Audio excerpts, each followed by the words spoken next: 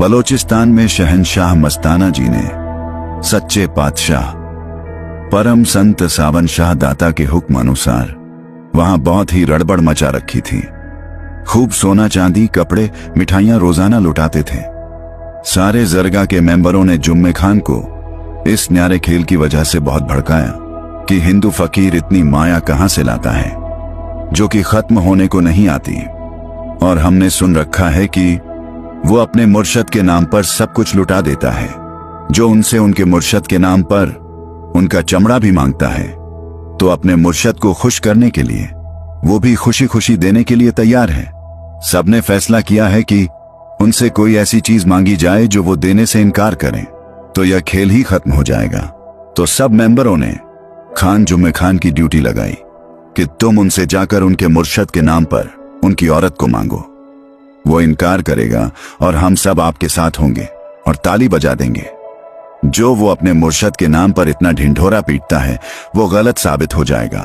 बलोचिस्तान के अंदर हिंदू मुसलमान जो उनके पीछे लगे हैं वो अपने आप हट जाएंगे। पहले तो खान जुम्मे खान ने हील हुज्जत की, क्योंकि वह एक समझदार, सुलझा हुआ, खुदा को मानने वाला मुसलमान था। लेकिन सबके मजबूर करने पर उसे जाना पड़ा। सारा जरगा शाह मस्ताना जी के डेरे पर गया। वहां जाकर खान जुम्मे खान ने शहंशाह मस्ताना जी से मिलने की इच्छा जाहिर की। शहंशाह जी गुफा आए और सबसे हाथ जोड़कर बैठने के लिए बेनती की और पूछा कि आपकी क्या सेवा करें।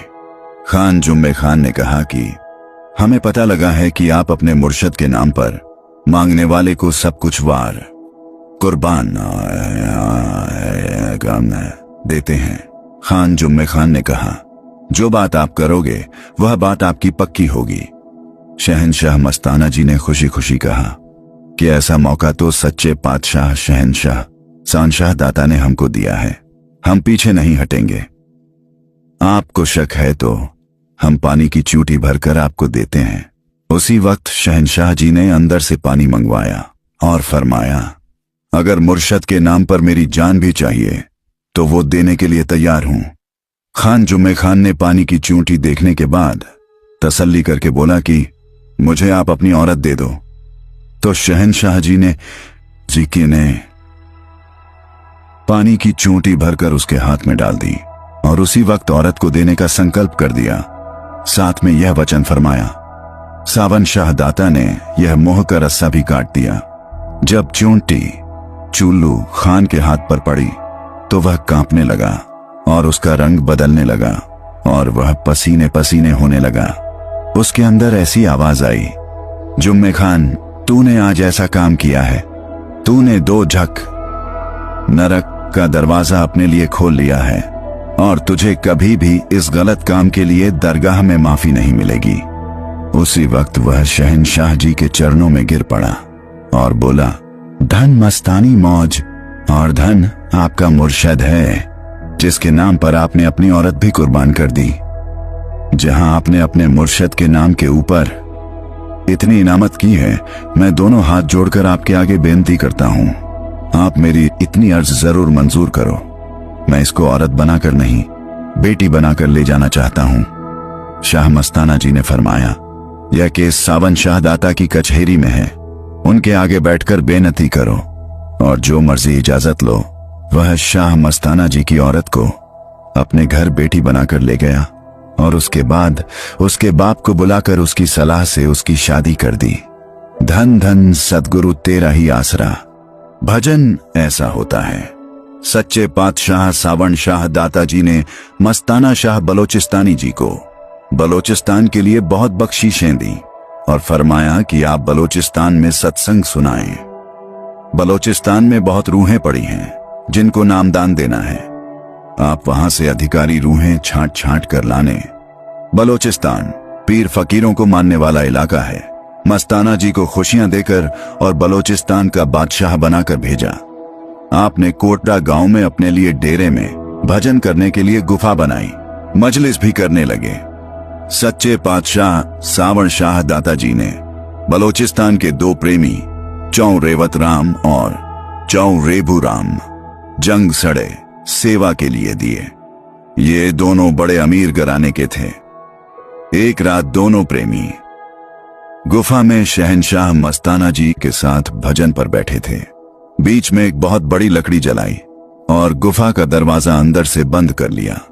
थोड़ी देर में सबके ख्याल ऊपर चले गए और शरीर को छोड़ दिया। जलती लकड़ी का एक टुकड़ा टूटकर रेभूराम की टांग पर गिरा और उसका पट जंग भी जलता रहा, क्योंकि वह शरीर में नहीं थे। उनका ख्याल मालिक के चरणों में जुड़ा हुआ था। शरीर मिट्टी के ढेर जैसा था, इसलिए उनको पता नहीं लगा। सुबह चौं रेवतराम का लड़का चाय लेकर आया। उसने देखा कि गुफा का दरवाजा बंद है और अंदर कोई चीज जल रही है। बड़ी बदबू आ रही है। उस लड़के ने गुफा का दरवाजा खोलने की कोशिश की, परंतु दरवाजा नहीं खुला।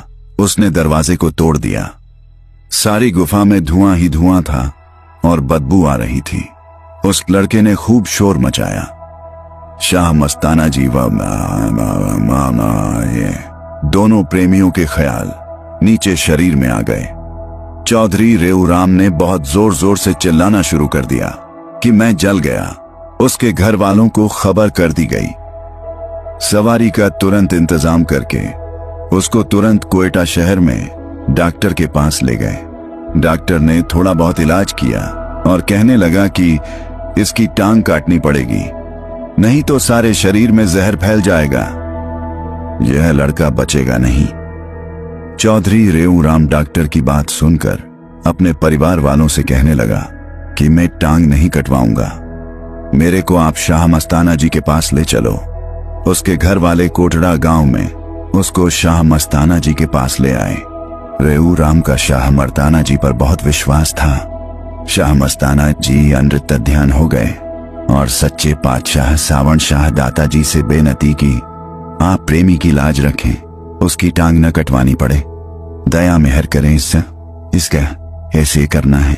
सच्चे पातशाह जी ने फरमाया कि नीम के पत्ते उबालकर उसी नीम के पानी से जख्म को धोए और नीम के उबले हुए पत्ते बांध दें।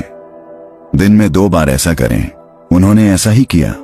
तीसरे दिन दर्द भी कम हो गया और जख्म भी भरना शुरू हो गया। 15 दिन के अंदर जख्म भर गया और निशान बाकी रह गया।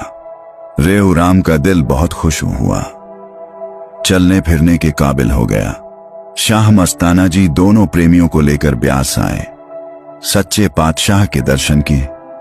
सच्चे पातशाह खुश हुए और फरमाने लगे, प्रेमी की जली टांग दिखाओ।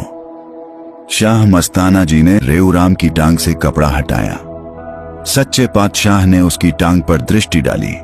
सच्चे पातशाह फरमाने लगे, ब्यास डेरे के सभी साधुओं को बुलाओ। जब सब साधु इकट्ठे हो गए तो सच्चे पातशाह फरमाने लगे, आप सब कहते हैं भजन नहीं बनता, भजन इसका नाम है। टांग जल रही है और पता नहीं, आप भी ऐसे भजन में बैठोगे, वो ताकत आपके अंग संग सहाय होगी। सच्चे पातशाह जी ने अपने मुबारक हाथों से प्रसाद दिया और बलूचिस्तान जाने का हुक्म दिया। सारे बलूचिस्तान में टांग जलने की खबर फैल गई। डॉक्टर लोग बहुत हैरान हुए कि संतों में इतनी ताकत है जो जली हुई टांग को ठीक कर दिया तथा चलने फिरने के काबिल बना दिया। धन धन सतगुरु तेरा ही आसरा।